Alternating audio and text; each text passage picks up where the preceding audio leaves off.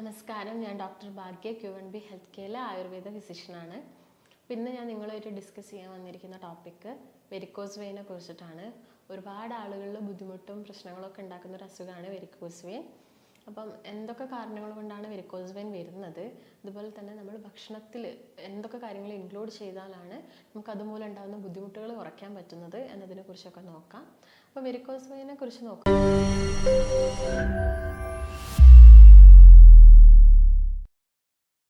നമസ്കാരം, ഞാൻ ഡോക്ടർ ഭാഗ്യ QNB health കെയറിലെ Ayurveda ഫിസിഷ്യനാണ്. പിന്നെ ഞാൻ നിങ്ങളുമായിട്ട് ഡിസ്കസ് ചെയ്യാൻ വന്നിരിക്കുന്ന ടോപ്പിക്ക് വെരിക്കോസ് വെയിനെ കുറിച്ചിട്ടാണ്. ഒരുപാട് ആളുകളിൽ ബുദ്ധിമുട്ടും പ്രശ്നങ്ങളൊക്കെ ഉണ്ടാക്കുന്ന ഒരു അസുഖമാണ് വെരിക്കോസ് വെയിൻ. അപ്പം എന്തൊക്കെ കാരണങ്ങൾ കൊണ്ടാണ് വെരിക്കോസ് വെയിൻ വരുന്നത്, അതുപോലെ തന്നെ നമ്മൾ ഭക്ഷണത്തിൽ എന്തൊക്കെ കാര്യങ്ങൾ ഇൻക്ലൂഡ് ചെയ്താലാണ് നമുക്ക് അതുമൂലം ഉണ്ടാകുന്ന ബുദ്ധിമുട്ടുകൾ കുറയ്ക്കാൻ പറ്റുന്നത് എന്നതിനെ കുറിച്ചൊക്കെ നോക്കാം. അപ്പോൾ വെരിക്കോസ് വെയിനെ കുറിച്ച് നോക്കുന്നതിന് മുൻപ് നമുക്കറിയാം, നമ്മുടെ ശരീരത്തിൽ ഹൃദയത്തിൽ നിന്നും ശരീരത്തിൻ്റെ പല ഭാഗങ്ങളിലോട്ടും രക്തം, അതായത് ശുദ്ധരക്തം പോകുന്നുണ്ട്. ഇത് ധമനികൾ വഴിയാണ്. അതുപോലെ തന്നെ ശരീരത്തിൻ്റെ പല ഭാഗത്തു നിന്നും അശുദ്ധ രക്തം നമ്മുടെ ഹൃദയത്തിലോട്ട് വരുന്നത് സിരകൾ വഴിയാണ്. അപ്പോൾ നമ്മുടെ കാലിൻ്റെ, അതായത് മുട്ടിന് താഴത്ത് കാലിൻ്റെ തൊലിക്കടിയിൽ വരുന്ന സിരകൾക്ക് വരുന്ന പ്രശ്നങ്ങൾ കൊണ്ടാണ് എന്ത് സംഭവിക്കുന്നത്, വെരിക്കോസ് വെയിൻ ഉണ്ടാവുന്നത്. അപ്പം ഈ സിരകൾ എന്ന് പറയുന്നത് തൊലിക്ക് അടിയിലായിട്ട് കാണുന്ന സിരകളുണ്ട്, അതിനെ നമ്മൾ സൂപ്പർഫിഷ്യൽ വെയിൻ എന്നാണ് പറയുന്നത്. അതുപോലെ തന്നെ മസിൽസിൻ്റെ അടിയിലായിട്ട് കാണുന്ന സിരകളെ നമ്മൾ ഡീപ്പ് വെയിൻസ് എന്നാണ് പറയുന്നത്. അപ്പോൾ സൂപ്പർഫിഷ്യൽ വെയിൻ എന്ന് പറയുമ്പോൾ കുറച്ച് മുകളിലായിട്ട് നേരെ തൊലിക്കടിയിൽ. ഈ സൂപ്പർഫിഷ്യൽ വെയിനിൽ ഉണ്ടാവുന്ന ഈ സിരകൾക്ക് ഉണ്ടാവുന്ന വാൽവുകൾക്ക് ഉണ്ടാവുന്ന പ്രശ്നം കൊണ്ടാണ് ഇങ്ങനെ വെരിക്കോസ് വെയിൻ വരുന്നത്. അത് ചിലപ്പം പൂർണ്ണമായിട്ടുള്ള അപാകതകളാവാം, അല്ലെങ്കിൽ ഭാഗികമായിട്ടുള്ള അപാകതകളൊക്കെ ആവാം. അപ്പം ഇങ്ങനെ സിരകൾ തടിച്ച് വീർത്ത് വരിക, ചില ആളുകളിൽ തടിച്ച് വീർത്ത് വളഞ്ഞു പൊളഞ്ഞു വരുന്ന ഒരു കണ്ടീഷനൊക്കെ നമ്മൾ കാണാറുണ്ട്. ഇതിനാണ് വെരിക്കോസിറ്റി എന്ന് പറയുന്നത്. എന്നാൽ എല്ലാവരിലും ഇങ്ങനെ ഞരമ്പ് അല്ലെങ്കിൽ സിരകൾ പുറത്തോട്ട് തടിച്ച് വീർത്ത് കാണണമെന്നില്ല. അതിനുള്ളൊരു കാരണം എന്ന് പറയുന്നത്, മെയിനായിട്ട് വെരിക്കോസിറ്റി രണ്ട് രീതിയിൽ വരാം. ഒന്ന് നമ്മുടെ തൊലിക്കുള്ളിലൊക്കെ ആയിട്ട് വരുന്നത്, മറ്റൊന്ന് തൊലിക്ക് പുറത്ത് വരുന്നത്. അപ്പോൾ പുറത്ത് വരുന്നത് കുറച്ചും കൂടി ബൾജായിട്ട് പുറത്തോട്ട് കാണുന്നുണ്ട്. അതിനെ നമ്മൾ എക്സ്റ്റേണൽ വെരിക്കോസിറ്റി എന്നാണ് പറയുന്നത്. മറ്റതിനെ നമ്മൾ ഇൻറ്റേർണൽ വെരിക്കോസിറ്റി എന്നാണ് പറയുന്നത്. അപ്പോൾ ഇതിൻ്റെ ഒരു ലക്ഷണങ്ങളൊക്കെ നോക്കുന്ന സമയത്ത് നമുക്കതിനെ ഗ്രേഡായിട്ട് പറയാം. ഗ്രേഡായിട്ട് പറയുന്ന സമയത്ത് ഒരു ഫസ്റ്റ് ഗ്രേഡ് 1 എന്ന് പറയുന്ന സമയത്ത് കൂടുതലായിട്ടും ആളുകൾ ഒരു സ്പൈഡർ വെബ്, അതായത് ഒരു ചിലന്തി വല പോലെ ഈ വെരിക്കോസിറ്റി കാണാം. അത് ചിലപ്പോൾ നമ്മുടെ കാലിൻ്റെ തുടയ്ക്ക് ബാക്ക് സൈഡിലായിട്ട് വരാം, അല്ലെങ്കിൽ ആ മുട്ടിൻ്റെ ബാക്ക് സൈഡിലോട്ടായിട്ട് വരാം, അല്ലെങ്കിൽ കണങ്കാലിൻ്റെ ഭാഗത്തൊക്കെ ചെറിയ രീതിയിൽ ചിലന്തി വല കാണപ്പെടാം. അതാണ് ഒരു ഫസ്റ്റ് ഗ്രേഡ് പറയുന്നത്. സെക്കൻഡ് ഗ്രേഡ് നോക്കുന്ന സമയത്ത് ഈ വെയിനുകൾ, സിരകൾ കുറച്ചും കൂടി ഒന്ന് തടിച്ചു വരും. അത് കൂടുതലായിട്ട് മുട്ടിൻ്റെ താഴത്തൊക്കെ ആയിരിക്കും ആളുകൾ തടിച്ചു വരുന്നത് കാണുന്നത്. കാലിൻ്റെ എല്ലാ ഭാഗത്തും വരും, അതായത് തുടയുടെ ഭാഗങ്ങളിലൊക്കെ ചില ആളുകളിൽ കണ്ടുവരാറുണ്ട്. ഒരു ഗ്രേഡ് 3 എന്ന് പറയുന്ന സമയത്ത് കൂടുതലായിട്ടും നീര് വരുന്നതാണ്. അതായത് ഈ കണങ്കാലിൻ്റെ ഭാഗത്തൊക്കെ ആളുകളിൽ നീര് വരിക. അവർ ചിലപ്പം കൂടുതൽ സമയം നിന്ന് ജോലി ചെയ്യുന്ന ആളുകളാണെങ്കിൽ കൂടുതലായിട്ട് ഒരു വൈകുന്നേരങ്ങളാവുന്ന സമയത്തായിരിക്കും ഈ നീര് വന്ന് കിടക്കുന്നുണ്ടാവുക. രാവിലെ ചിലപ്പം ഉറങ്ങി എണീറ്റ് കഴിയുന്ന സമയത്ത് നീരൊക്കെ പോകും. പിന്നീടും വീണ്ടും നമ്മുടെ ജോലിയുടെ ഭാഗമായിട്ട് അത് വരും. അതുകൊണ്ട് തന്നെ ഇതിന് നമ്മളൊരു ഒക്യുപ്പേഷണൽ ഡിസീസ് എന്നാണ് പറയുന്നത്. കൂടുതലായിട്ടും ഈ നിന്ന് ജോലി ചെയ്യുന്ന പോലീസ്, സെക്യൂരിറ്റീസ്, ഈ ട്രാഫിക് പോലീസസ്, നഴ്സസ്, ടീച്ചേഴ്സ്, ഇവരിലൊക്കെയാണ് ഇത് കൂടുതലായിട്ടും കാണുന്നത്. അതുപോലെ തന്നെ സ്ത്രീകളിലും നമ്മൾ പറയാറുണ്ട് കുറച്ച് കൂടുതലായിട്ടാണ് കാണുന്നതെന്ന്.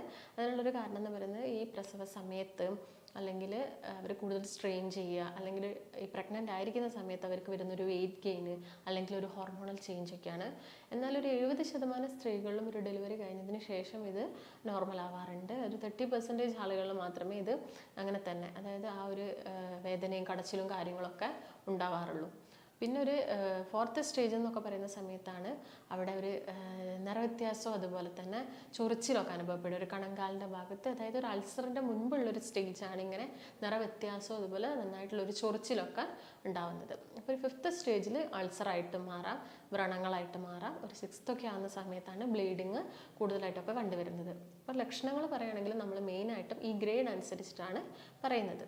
ഇനി കാരണങ്ങൾ നോക്കുകയാണെങ്കിൽ ആദ്യം തന്നെ പറയേണ്ട ഒരു കാരണം പ്രായം തന്നെയാണ്. പ്രായമാവുന്നതിനനുസരിച്ച് നമ്മുടെ മസിൽസ്, കാലുകളിലുള്ള മസിൽസിന് വരുന്നൊരു വീക്ക്നെസ്, ബലക്കുറവ് ഉണ്ടാവുക, അതുപോലെ തന്നെ രക്തക്കൊയലുകളുടെ ഇലാസ്റ്റിസിറ്റി നഷ്ടപ്പെടുക, അതുമൂലം തന്നെ രക്തക്കൊയലുകൾ ഉണ്ടാക്കിയിരിക്കുന്ന കൊളാജൻ, ഇലാസ്റ്റിൻ, പ്രോട്ടീൻസ് ഒക്കെ കുറയുക. ഇതുമൂലം പ്രായമാകുന്ന സമയത്ത് വെരിക്കോസിറ്റി വരാനുള്ളൊരു ചാൻസ് കൂടുതലാണ്. മറ്റൊരു കാരണം നോക്കുകയാണെങ്കിൽ പാരമ്പര്യമാണ്. അതായത് ഇപ്പം നമ്മളെ വീട്ടിലാർക്കെങ്കിലും ഉണ്ടെങ്കിൽ ചിലപ്പോൾ അത് നമ്മളെ നെക്സ്റ്റ് ജനറേഷനിലും വരാനുള്ളൊരു ചാൻസ് ഉണ്ട്. മറ്റൊരു കാരണം നോക്കുകയാണെങ്കിൽ കുറേ സമയം നിന്ന് ജോലി ചെയ്യുന്ന ആളുകളിലാണ്. നിന്ന് ജോലി ചെയ്യുന്ന സമയത്ത് നമ്മൾ കൂടുതലായിട്ട് ഒരു സ്ട്രെയിന് കാലിന് കൊടുക്കുന്നു. ഇതുമൂലം വാൽവുകൾക്ക് തകരാറ് സംഭവിക്കുന്നു. മറ്റൊരു കാരണം നോക്കുകയാണെങ്കിൽ ഹോർമോണിൽ ഉണ്ടാകുന്ന വ്യത്യാസങ്ങൾ. സ്ത്രീകളെ നോക്കുകയാണെങ്കിൽ ഞാൻ പറഞ്ഞു, ഡെലിവറി സമയത്തോ അല്ലെങ്കിൽ ആർത്തവവിരാമത്തിന് ശേഷം അവർക്ക് വരുന്നൊരു ഹോർമോണൽ ചേഞ്ച് കാരണം ഇങ്ങനെ വെരിക്കോസിറ്റി വരാം. പിന്നുള്ളൊരു കാരണം നോക്കുകയാണെങ്കിൽ ന്യൂട്രീഷണൽ ഡെഫിഷ്യൻസിയാണ്. അതായത് എന്തെങ്കിലും ഒരു ന്യൂട്രീഷൻ, വൈറ്റമിൻസിൻ്റെയോ മിനറൽസിൻ്റെയോ ഒക്കെ ഡെഫിഷ്യൻസി കാരണം നമ്മുടെ ശരീരത്തിൽ ഒരു അമിനോ ആസിഡ്സ് കൂടുതലായിട്ട് ഉൽപ്പാദിപ്പിക്കപ്പെടുക. അതായത് നാച്ചുറലി പ്രസൻ്റ് ആയിട്ടുള്ള ഒരു ഹിമോസിസ്റ്റിൻ എന്ന് പറഞ്ഞ അമിനോ ആസിഡ്സ് ഇങ്ങനെ ന്യൂട്രീഷണൽ ഡെഫിഷ്യൻസി ആവുന്ന സമയത്ത് കൂടുതലായിട്ട് ഉണ്ടാവുന്നു. ഇത് നമ്മുടെ കൊളാജൻ, അതുപോലെ തന്നെ ഇലാസ്റ്റിൻ, പ്രോട്ടീൻസിൻ്റെ ഒക്കെ അളവിൽ കുറവ് വരുത്തുന്നു. അതുമൂലം നമ്മുടെ വാൽവുകൾക്കൊക്കെ തകരാറ് സംഭവിക്കാം, രക്തക്കുഴലുകൾക്ക് ബലം കുറയാം, അതുകൊണ്ട് വെരിക്കോസിറ്റി വരാറുണ്ട്. മറ്റൊരു കാരണം നോക്കുകയാണെങ്കിൽ നിങ്ങളിപ്പം കൂടുതലായിട്ടും വെയിറ്റൊക്കെ പൊക്കുന്ന ആളുകളാണെങ്കിൽ, വെയിറ്റൊക്കെ അതായത് ഇപ്പോൾ ജിമ്മിലൊക്കെ പോകുന്ന ആളുകളാണെങ്കിൽ അവർ നന്നായിട്ട് വെയിറ്റ് പൊക്കും. ഈ സമയത്ത് നമ്മൾ കൂടുതൽ ശ്വാസം മുകളിലോട്ട് എടുക്കുന്നത്, അതായത് ഓക്സിജൻ മുകളിലോട്ട് എടുക്കുന്ന സമയത്ത് താഴത്ത് നിന്ന്, അതായത് കാലിൽ നിന്നും മുകളിലോട്ട് രക്തം തിരിച്ചു വരണം. ഈ ഒരു അവിടെ ഒരു സ്റ്റാഗ്നേഷൻ അല്ലെങ്കിൽ ഈ ഒരു ബ്ലഡിൻ്റെ ഫ്ലോ അവിടെ കുറയുന്നു. ഇതുമൂലം നമുക്ക് എന്ത് വരാം? വെരിക്കോസിറ്റി വരാം. അപ്പോൾ മെയിനായിട്ട് പറയുകയാണെങ്കിൽ ഇതൊക്കെ തന്നെയാണ് പ്രധാന കാരണങ്ങൾ. അതുപോലെ തന്നെ വെയിറ്റ്, അമിത ഭാരം ഉണ്ടാകുന്നത്, വെരിക്കോസ് വെയിൻ ഉള്ള ആളുകൾ പിന്നീട് ഭാരം കൂടുന്നത് ശ്രദ്ധിക്കണം. അതുപോലെ തന്നെ അവർക്ക് ഇടയ്ക്കിടയ്ക്ക് വരുന്ന കോൺസ്റ്റിപ്പേഷനും കാര്യങ്ങളും ഈ കണ്ടീഷന് വല്ലാതെ, അതായത് ആ ഒരു കണ്ടീഷൻ വല്ലാതെ സീവിയർ ആക്കാനുള്ളൊരു കാരണം കൂടിയാവുന്നുണ്ട്. അപ്പോൾ ഇതൊക്കെ തന്നെയാണ് പ്രധാനപ്പെട്ട ചില കാരണങ്ങൾ. അപ്പോൾ ഇതിനു വേണ്ടി നിങ്ങൾ ശ്രദ്ധിക്കേണ്ട ചില കാര്യങ്ങൾ എന്തൊക്കെയാണെന്ന് വെച്ചാൽ, ഒന്ന് ലോങ് സ്റ്റാൻഡിങ്, കുറേ സമയം നിന്ന് ജോലി ചെയ്യുന്നവർ, കുറേ സമയം കണ്ടിന്യൂസ് ആയിട്ട് ഇരുന്ന് ജോലി ചെയ്യുന്ന ആളുകളിലൊക്കെ വെരിക്കോസിറ്റി വരും. ഇങ്ങനെയുള്ള ആളുകൾ പകൽ സമയം നിൽക്കുമ്പം കംപ്രഷൻ സ്റ്റോക്കിങ്സ് യൂസ് ചെയ്യുക. ഇപ്പം ഒരുപാട് കംപ്രഷൻ സ്റ്റോക്കിങ്സ് അവൈലബിൾ ആണ്. അത് മാക്സിമം പകൽ സമയത്ത് യൂസ് ചെയ്യുക. രാത്രി കിടന്ന് ഉറങ്ങുന്ന സമയത്താണെങ്കിൽ ബാൻഡേജസ് യൂസ് ചെയ്യുക. ബാൻഡേജസ് യൂസ് ചെയ്യുന്ന സമയത്ത് നിങ്ങൾ എപ്പോഴും കാലിൻ്റെ താഴ്ഭാഗത്ത് നിന്ന് മുകളിലോട്ട് വലിച്ചു വേണം കെട്ടാൻ. അപ്പം രാത്രി കെട്ടുന്ന സമയത്ത് കുറച്ച് ടൈറ്റായിട്ട് കെട്ടിയിട്ട് കിടന്നുറങ്ങുക. അതാണ് മെയിനായിട്ട് ശ്രദ്ധിക്കേണ്ടത്. അതുപോലെ തന്നെ എപ്പോഴും നമ്മുടെ ഹാർട്ടിനേക്കാളും കുറച്ച് ഉയർന്ന് വേണം നമ്മുടെ കാലുണ്ടാവാൻ. അതുകൊണ്ട് ഒരു 2-3 തലയണ വെച്ചിട്ട് അതിൻ്റെ മുകളിൽ കാല് വെച്ച് കിടന്നുറങ്ങാനും നോക്കുക. പിന്നെ നമ്മൾ എന്തായാലും ഒരു വേദനയും കടച്ചിലൊക്കെ ഉള്ളതുകൊണ്ട് തന്നെ നമ്മൾ എന്തായാലും ഒരു ഓയിൽ മസാജോ കാര്യങ്ങളൊക്കെ എന്തായാലും ചെയ്യും. ഇങ്ങനെ മസാജൊക്കെ ചെയ്യുന്ന സമയത്ത് അധികം പ്രഷർ കൊടുക്കരുത്. പ്രഷർ കൊടുക്കുന്ന സമയത്ത് ഈ രക്തക്കുഴലുകളുടെ ഭിത്തിയിൽ, അതായത് വാൽവിന് തകരാറ് സംഭവിച്ചതുകൊണ്ട് തന്നെ അവിടെ രക്തം കട്ട പിടിക്കാനുള്ളൊരു ചാൻസ് ഉണ്ട്. അതുകൊണ്ടാണ് ഈ ഞരമ്പുകളും സിരകളൊക്കെ പുറത്തോട്ട് തടിച്ച് കാണുന്നത്. അപ്പോൾ നമ്മൾ കൂടുതൽ പ്രഷർ ചെയ്ത് മസാജ് ചെയ്യുന്ന സമയത്ത് ഈ കട്ടകളൊക്കെ അതേ ഭിത്തിയിൽ നിന്ന് ചെറുതായിട്ട് അടർന്നിട്ട് ശരീരത്തിൻ്റെ മറ്റു ഭാഗങ്ങളിലൊക്കെ പോയി പറ്റിപ്പിടിച്ചിരിക്കാം. അത് ചിലപ്പം സ്ട്രോക്ക് പോലുള്ള കണ്ടീഷൻസൊക്കെ ഉണ്ടാക്കാം. അതുപോലെ തന്നെ അധികം ചൂട് പിടിക്കുന്നതും നല്ലതല്ല. അധികം ചൂട് പിടിക്കുകയൊന്നും വേണ്ട. അതുപോലെ തന്നെ അധികം പ്രഷർ ചെയ്ത് മസാജ് ചെയ്യരുത്. ഇതുപോലെ തന്നെ മസാജ് ചെയ്യുന്ന സമയത്ത് എപ്പോഴും താഴ്ഭാഗത്ത് നിന്ന് മുകൾ ഭാഗത്തേക്ക് വേണം മസാജ് ചെയ്യാൻ. നോർമലി നമ്മൾ എന്ത് കണ്ടീഷൻസിനും മുകളിൽ നിന്ന് താഴോട്ടാണ്, എന്നാൽ ഇത് എപ്പോഴും താഴ്ഭാഗത്ത് നിന്ന് മുകൾ ഭാഗത്തോട്ട് വേണം മസാജ് ചെയ്യാൻ. ഇതൊക്കെയാണ് ശ്രദ്ധിക്കേണ്ടത്. അതുപോലെ തന്നെ ശ്രദ്ധിക്കേണ്ട ഒരു കാര്യം, അമിത ഭാരം ആവാതെ നോക്കുക, മലബന്ധം കുറയ്ക്കുക, പിന്നെ രക്തം ശുദ്ധീകരിക്കുന്ന ഭക്ഷണങ്ങൾ ഇൻക്ലൂഡ് ചെയ്യുക. അതായത് ചെറുനാരങ്ങ, മഞ്ഞൾ, ഇലക്കറികൾ ധാരാളം കഴിക്കാൻ നോക്കുക. അതുപോലെ തന്നെ വെള്ളം ധാരാളം കുടിക്കുക. എക്സസൈസ് ചെയ്യുന്ന സമയത്ത് വിഗറസ് ആയിട്ട്, അതായത് ഭയങ്കര ശക്തിയോടുകൂടി എക്സസൈസ് ഒന്നും ചെയ്യേണ്ട ആവശ്യമില്ല. വെരിക്കോസ് വെയിൻ ഉള്ള ആളുകൾ അങ്ങനെ ചെയ്യുന്ന സമയത്ത് അവരുടെ കാലിൻ്റെ വേദന കൂടാനുള്ളൊരു ചാൻസ് ഉണ്ട്. അതുകൊണ്ട് നടത്തൊക്കെ ആണെങ്കിൽ തന്നെ ഒരു ഹാഫ് ആൻ അവർ നടക്കുന്നത് വളരെ സ്ലോ ആയിട്ട് മെല്ലെ മെല്ലെ നടക്കുന്നതായിരിക്കും കുറച്ചും കൂടി നല്ലത്. അപ്പോൾ ഇതൊക്കെയാണ് മെയിനായിട്ട് ശ്രദ്ധിക്കേണ്ട കാര്യങ്ങൾ.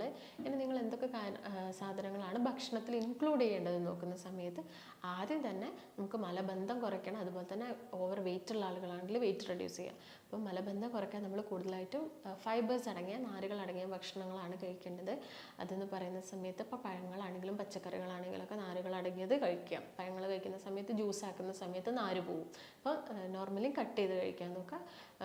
പച്ചക്കറികൾ നോക്കുകയാണെങ്കിൽ beans, capsicum, broccoli, cauliflower, cabbage, ഇതിലൊക്കെ ഒരുപാട് നാരുകളുണ്ട്. അതുപോലെ തന്നെ ഇലക്കറികൾ കഴിക്കാൻ നോക്കുക. ഇലക്കറികൾ കഴിക്കുന്ന സമയത്ത് അതിൽ ഒരുപാട് മാഗ്നീഷ്യം ഉണ്ട്. മാഗ്നീഷ്യം ഉള്ളതുകൊണ്ട് തന്നെ നമ്മുടെ മസിൽസിനൊക്കെ അതൊരു ബലം കൊടുക്കും. പിന്നെ ഇലക്കറികൾ കഴിക്കുമ്പോൾ നമ്മൾ മൂത്രത്തിൻ്റെ അളവ് കൂടുന്നത് വഴി ഇങ്ങനെ ഉണ്ടാകുന്ന നീരുകളൊക്കെ കുറയ്ക്കാൻ സഹായിക്കും. ഇതാണ് ഇലക്കറികൾ കഴിക്കുക. അതുപോലെ തന്നെ തവിടുള്ള ധാന്യങ്ങൾ, അരികളൊക്കെ ഭക്ഷണത്തിൽ ഇൻക്ലൂഡ് ചെയ്യാൻ നോക്കുക. അതോടൊപ്പം തന്നെ ഇഞ്ചി കഴിക്കുക. ഇഞ്ചി കഴിക്കാൻ പറയുന്നത് ഇഞ്ചിയിൽ നമ്മുടെ രക്തം കട്ട പിടിക്കുന്ന ഒരു ഫൈബ്രിൻ എന്ന് പറഞ്ഞൊരു ഘടകമാണ് രക്തം കട്ട പിടിക്കാൻ സഹായിക്കുന്നത്. ഇത് ബ്രേക്ക് ഡൗൺ ചെയ്യാൻ ഇഞ്ചി സഹായിക്കും. അതുകൊണ്ട് ഇഞ്ചി നീര് കഴിക്കാം, അല്ലെങ്കിൽ അത് ചായയാക്കിയൊക്കെ നിങ്ങൾക്ക് ഉപയോഗിക്കാം. മറ്റൊരു കാര്യം പറയുന്നത് റൂട്ടിനാണ്. റൂട്ടിൻ എന്ന് പറയുന്നത് കൊളസ്ട്രോൾ, BP ഒക്കെ കുറയ്ക്കാൻ സഹായിക്കുന്ന ഒരു ഫ്ലാവനോയിഡാണ്. ആൻറ്റി ഇൻഫ്ലമേറ്ററി ആണ്, അതുപോലെ തന്നെ അത് ആൻറ്റി ഓക്സിഡൻ്റ് ആണ്. കൂടുതലായിട്ടും ബെറി ഫ്രൂട്ട്സിലാണ് കാണുന്നത്, അതായത് ബ്ലൂബെറി, ബ്ലാക്ക്ബെറി, പിന്നെ നമ്മുടെ ആപ്പിളിൽ കാണുന്നുണ്ട്, അതുപോലെ തന്നെ മുന്തിരിയിൽ കാണുന്നുണ്ട്. അപ്പോൾ ഇതൊക്കെ ഭക്ഷണത്തിൽ ധാരാളം ഇൻക്ലൂഡ് ചെയ്യാവുന്ന സമയത്ത് നമ്മുടെ വാൽവുകൾക്കൊക്കെ ബലം കിട്ടും.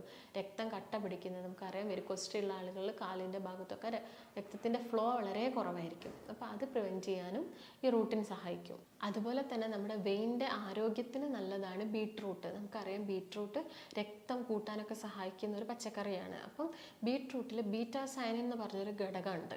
ഈ ഘടകം എന്താ ചെയ്യുന്നത്, നേരത്തെ ഞാൻ പറഞ്ഞ പോലെ തന്നെ നാച്ചുറലി നമ്മുടെ ശരീരത്തിൽ കാണുന്ന ഒരു അമിനോ ആസിഡ്സ് ആണ് എന്ത് പറയുന്നത്, ഹീമോസിസ്റ്റിൻ. ഇതിനെ കുറച്ചുകൊണ്ട് വരും. ഇത് കൂടിയാൽ നമ്മുടെ രക്തക്കുഴലുകൾക്കൊക്കെ ഇത് ബാധിക്കും. അതുകൊണ്ട് ഇത് കുറയ്ക്കാൻ സഹായിക്കുന്നതാണ് എന്ത്, ബീട്രൂട്ട്. അതുപോലെ തന്നെ വൈറ്റമിൻ സി റിച്ച് ആയിട്ടുള്ള ഫ്രൂട്ട്സുകൾ, അതായത് സിട്രസ് ഫ്രൂട്ട്സുകൾ, മുസമ്പി, ഓറഞ്ച്, ചെറുനാരങ്ങ, ഇതൊക്കെ ധാരാളം കഴിക്കാൻ നോക്കുക. ഇതൊക്കെ നമ്മുടെ രക്തക്കുഴലിൻ്റെ ബലം കൂട്ടാനും അതുപോലെ തന്നെ രക്തം കട്ട പിടിക്കുന്നതൊക്കെ കുറയ്ക്കാനൊക്കെ സഹായിക്കും. അതുപോലെയാണ് വൈറ്റമിൻ ഇ അടങ്ങിയിട്ടുള്ള അവക്കാഡോ അഥവാ ബട്ടർ ഫ്രൂട്ട്, വെണ്ണപ്പഴം എന്നൊക്കെ നമ്മൾ പറയും. അത് ബ്ലഡ് കട്ട പിടിക്കുന്നത് കുറയ്ക്കും. വൈറ്റമിൻ ഇ നമുക്കറിയാം ഒരു ബ്ലഡ് തിന്നറാണെന്ന് നമുക്കറിയാം, അതിന് ഹെൽപ്പ് ചെയ്യും. അതുപോലെ തന്നെ ശതാവരി നല്ലതാണ്. ശതാവരി എന്ന് പറയുന്ന സമയത്ത് ആസ്പരാഗസ് നമുക്കറിയാം, അതിൻ്റെ സ്പ്രൗട്ട്സ് ഒക്കെ ഇപ്പം അവൈലബിൾ ആയിട്ട് കിട്ടും. ഈ മുളകൾ അത് നമുക്ക് തോരനായിട്ട് അല്ലെങ്കിൽ കറിയൊക്കെ വെച്ചിട്ട് കഴിക്കാവുന്നതാണ്. അതുപോലെ തന്നെ ജീരകജലം, വെറും വയറ്റിൽ ജീരകജലം കുറയ്ക്കുന്നത് പെയിനൊക്കെ കുറയ്ക്കാൻ സഹായിക്കും. അതുപോലെ നിങ്ങൾക്ക് ഇങ്ങനെ നന്നായിട്ട് ബ്ലീഡിങ്, അൾസറൊക്കെ വന്നിട്ട് ബ്ലീഡിങ് ഉള്ള സമയത്ത് നമുക്ക് അവിടെ ഐസ് പാക്സും കാര്യങ്ങളൊക്കെ വെച്ച് കൊടുക്കാം. അതുപോലെ ഈ ചൊറിച്ചിലോ ബ്ലാക്കിഷ് ഡിസ്കളറേഷനൊക്കെ വരുന്ന ഭാഗത്ത് നമുക്ക് ചുക്ക്, ഇഞ്ചി ഉണങ്ങിയ ചുക്ക് പൊടിച്ചിട്ട് കുറച്ച് ചൂടുവെള്ളമൊക്കെ മിക്സ് ചെയ്തിട്ട് ആ ഭാഗത്ത് നമുക്ക് ഒരു പേസ്റ്റ് പോലെ അപ്ലൈ ഒക്കെ ചെയ്ത് കൊടുക്കാം. അപ്പോൾ ഇതൊക്കെയാണ് നിങ്ങൾ ഭക്ഷണത്തിൽ ഇൻക്ലൂഡ് ചെയ്യേണ്ടത്. അതുപോലെ തന്നെ നമുക്ക് വീട്ടിൽ ചെയ്യാൻ പറ്റുന്ന ചില കാര്യങ്ങളോ ഇതൊക്കെയാണ്. അപ്പം ഭക്ഷണത്തിൽ നിന്ന് ഒഴിവാക്കേണ്ട കാര്യങ്ങൾ എന്ന് പറയുമ്പം എപ്പോഴും ഞാൻ പറയുന്ന പോലെ തന്നെ തവിട് ഇല്ലാത്ത അരി എന്ന് പറയുന്ന സമയത്ത് നമ്മൾ വൈറ്റ് റൈസ്, മൈദ അടങ്ങിയ ഭക്ഷണം, ബ്രെഡ്, ബിസ്ക്കറ്റ്സ് പോലുള്ള സാധനങ്ങളൊക്കെ ഒഴിവാക്കണം. പിന്നെ ഒഴിവാക്കുന്ന സമയത്ത് നമുക്ക് ഇൻസുലിൻ കുറയ്ക്കാനും പറ്റും, അതുപോലെ തന്നെ വെയിറ്റ് കുറയ്ക്കാൻ പറ്റും. പഴങ്ങളും പച്ചക്കറികളൊക്കെ കഴിക്കുന്ന സമയത്ത് അതിൽ കാലോറീസ് കുറവായതുകൊണ്ട് വെയിറ്റും കൂടില്ല, അതാണ് ശ്രദ്ധിക്കേണ്ടത്. അതുപോലെ തന്നെ ഉപ്പടങ്ങിയ ഭക്ഷണം കഴിക്കുന്ന സമയത്ത് എന്താണ് സംഭവിക്കുന്നത്, ശരീരത്തിൽ ജലാംശം കൂടുന്നു. ജലാംശം കൂടുന്ന സമയത്ത് സിരകളിലും ധമനികളിലൊക്കെ പ്രഷർ കൂടുന്നു, അതുകൊണ്ടാണ് BP കൂടുന്നത്. അതുപോലെ തന്നെ നമ്മൾ സിരകളിൽ പ്രഷർ കൂടുന്ന സമയത്ത് വെരിക്കോസിറ്റി വരുന്നു. അതുപോലെ ഷുഗർ അടങ്ങിയ പേസ്ട്രീസ്, കേക്ക്സ് കാര്യങ്ങളൊക്കെ കുറയ്ക്കുക. ഇൻസുലിൻ റെസിസ്റ്റൻസ് കുറയ്ക്കാൻ പറ്റും. അതുപോലെ തന്നെ ആൽക്കഹോൾ നമുക്കറിയാം രക്തദുഷ്ടി ഉണ്ടാക്കും. അങ്ങനെ രക്തദുഷ്ടി ഉണ്ടാക്കിയാൽ വെരിക്കോസിറ്റി വരും. അതുകൊണ്ട് ആൽക്കഹോൾ ഒഴിവാക്കാൻ നോക്കുക. അതുപോലെ തന്നെ ശ്രദ്ധിക്കേണ്ട രക്തദുഷ്ടി ഉണ്ടാക്കുന്ന ചില ഭക്ഷണങ്ങളാണ് ഉഴുന്നെന്ന് പറയുന്നത്. ഉഴുന്ന്, മുതിരയൊക്കെ നമുക്കറിയാം, നമ്മൾ മഴക്കാലത്താണ് കൂടുതലായിട്ടും മുതിര കഴിക്കുക. ചൂടുള്ള സമയത്ത് പിത്തം കൂട്ടും മുതിര കഴിച്ചാൽ, അതുകൊണ്ട് തന്നെ രക്തദുഷ്ടി ഉണ്ടാവും. അതുകൊണ്ടാണ് മഴക്കാലത്ത് കഴിക്കുന്നത്. അതുപോലെ തന്നെ ഉഴുന്ന് കഴിക്കുന്ന സമയത്ത് ഈ അൾസർ ഉള്ള ആളുകൾക്ക് ചിലപ്പം ഉഴുന്ന് കഴിച്ചാൽ ഈ അൾസർ പൊട്ടിപ്പോകാനുള്ളൊരു ചാൻസ് ഒക്കെ ഉണ്ട്. അത് ഒലിക്കാനുള്ളൊരു ചാൻസ് ഒക്കെ ഉണ്ട്. അതുകൊണ്ട് ഉഴുന്ന് ഒഴിവാക്കുക, മുതിര ഒഴിവാക്കുക. എള്ള് രക്തം കൂട്ടുകയും പിത്തദുഷ്ടി ഉണ്ടാക്കുകയൊക്കെ ചെയ്യും, അത് ഒഴിവാക്കുക. ശർക്കര ഒഴിവാക്കേണ്ടതുണ്ട്. ചില പ്രോട്ടീൻസ് നിങ്ങൾ ഒഴിവാക്കേണ്ടി വരും. ചില ആളുകൾക്ക് പാൽ അലർജി ആയിരിക്കും. ഈ അൾസർ വരുന്ന ആളുകൾക്ക് പാല് ചിലപ്പം കംപ്ലീറ്റ് ആയിട്ട് അവർ ഒഴിവാക്കിയാൽ ചിലപ്പം ഈ അൾസർ കംപ്ലീറ്റ് ആയിട്ട് മാറും. അതുപോലെ തന്നെ തൈര് ഒഴിവാക്കേണ്ടതുണ്ട്, പുളിയുള്ള മോര് ഒഴിവാക്കണം. അപ്പം അൾസർ ഒന്നും ഇല്ലെങ്കിൽ നിങ്ങൾക്കിത് ആഴ്ചയിൽ ഒരു 1-2 തവണ തൈരൊക്കെ എടുക്കാം. അധികം പുളി ഇല്ലാത്ത തൈര് എടുക്കണം. അപ്പം ബാക്കിയുള്ള ദിവസങ്ങളിലൊക്കെ നിങ്ങളിത് ഒഴിവാക്കണം. ചിലപ്പോൾ ഇങ്ങനെ അൾസറുള്ള ആളുകൾ ചിലപ്പോൾ ചായ കുടിക്കുന്നത് വരെ ഒഴിവാക്കേണ്ടി വരും. കാരണം ആ ചെറിയൊരു എമൗണ്ട് പാൽ ചായയാണ് കുടിക്കുന്നതെങ്കിലും അതും അൾസർ ഉണ്ടാക്കും. അതുപോലെ തന്നെ നിങ്ങൾ ഈ ഷെൽ ഫിഷുകൾ മാക്സിമം ഒഴിവാക്കാൻ നോക്കുക. അതുപോലെ പകൽ സമയത്ത് കൂടുതൽ കിടന്നുറങ്ങുന്നുണ്ടെങ്കിൽ ആ ഒരു ശീലം ഒഴിവാക്കണം. കാരണം പകൽ സമയത്ത് ഉറങ്ങുന്ന സമയത്ത് ഈ വ്രണങ്ങൾ ഉണങ്ങാൻ കൂടുതൽ സമയമെടുക്കും. അതുകൊണ്ട് പകൽ സമയത്ത് കിടന്നുറങ്ങുന്നത് ഒഴിവാക്കുക. അപ്പോൾ ഇതൊക്കെ തന്നെയാണ് പ്രധാനമായിട്ട് ശ്രദ്ധിക്കേണ്ടത്. അതുപോലെ തന്നെ വ്രണമൊക്കെ ആകുന്ന സമയത്ത് നമ്മൾ ചൂടുവെള്ളമൊക്കെ ഉപയോഗിച്ചിട്ട് വ്രണം കഴുകി നല്ല വൃത്തിയായിട്ട് ക്ലീനായിട്ട് ഹൈജീനിക്കായിട്ട് വെക്കണം. ഇല്ലെങ്കിൽ ഇൻഫെക്ഷൻസും കാര്യങ്ങളൊക്കെ കൂടും, അത് സ്പ്രെഡ് ആവാനുള്ള ചാൻസും അതാണ്. അപ്പോൾ നമ്മൾ കൂടുതലായിട്ടും കാർബോഹൈഡ്രേറ്റ്സ് കുറച്ചുകൊണ്ട് മറ്റുള്ള ഭക്ഷണങ്ങൾ ഇൻക്ലൂഡ് ചെയ്യാൻ നോക്കുക. കാരണം വെയിറ്റ് കൂടരുത്. പക്ഷേ മസിൽ ബൾക്ക് ഉണ്ടാവുകയും വേണം. നമുക്ക് മസിൽ ബൾക്ക് കുറഞ്ഞാൽ നമുക്ക് ആ ഒരു വീക്ക്നെസ്സും കാര്യങ്ങളൊക്കെ ഉണ്ടാവും. അപ്പോൾ മെയിനായിട്ട് ശ്രദ്ധിക്കേണ്ടത് ഇതാണ്. പിന്നെ ആയുർവേദത്തിൽ കുറച്ച് അഡ്വാൻസ്ഡ് ആയിട്ട് അല്ലെങ്കിൽ നെക്സ്റ്റ് സ്റ്റേജിലൊക്കെ നമ്മൾ സിരാവ്യതം പോലുള്ള ട്രീറ്റ്മെൻറ്റ്, അതായത് നീഡിൽ ഉപയോഗിച്ച് നമ്മൾ ആ ഒരു ഭാഗത്ത് പങ്ക്ചർ ചെയ്തിട്ട് ചീത്ത രക്തങ്ങളൊക്കെ ഒഴിവാക്കി ദൂഷിച്ച രക്തങ്ങളൊക്കെ ഒഴിവാക്കുന്ന ട്രീറ്റ്മെൻറ്റ് ഉണ്ട്. അതുപോലെ തന്നെ ജലൗകാവചരണം എന്ന് പറയുന്നത് അട്ട ചികിത്സയാണ്. അട്ട ഉപയോഗിച്ച് നമ്മൾ ആ ഒരു ഭാഗത്തെ രക്തത്തെയൊക്കെ ശുദ്ധീകരിക്കുന്ന മെത്തേഡും ഉണ്ട്. അപ്പോൾ നിങ്ങൾക്ക് എല്ലാ കാര്യങ്ങളും മനസ്സിലായെന്ന് വിചാരിക്കുന്നു. അപ്പോൾ എന്തെങ്കിലും സംശയങ്ങളോ കാര്യങ്ങളോ ഉണ്ടെങ്കിൽ താഴെ കാണുന്ന നമ്പറുമായിട്ട് ബന്ധപ്പെടുക. ഒരുപാട് ട്രീറ്റ്മെൻറ്റ്സ് വെരിക്കോസ് വെയിന് വേണ്ട ഒരുപാട് ട്രീറ്റ്മെൻറ്റ്സും കാര്യങ്ങളും ആയുർവേദത്തിൽ അവൈലബിൾ ആണ്. അപ്പോൾ നമുക്ക് മറ്റൊരു നല്ല വീഡിയോ ആയിട്ട് വീണ്ടും കാണാം. നന്ദി.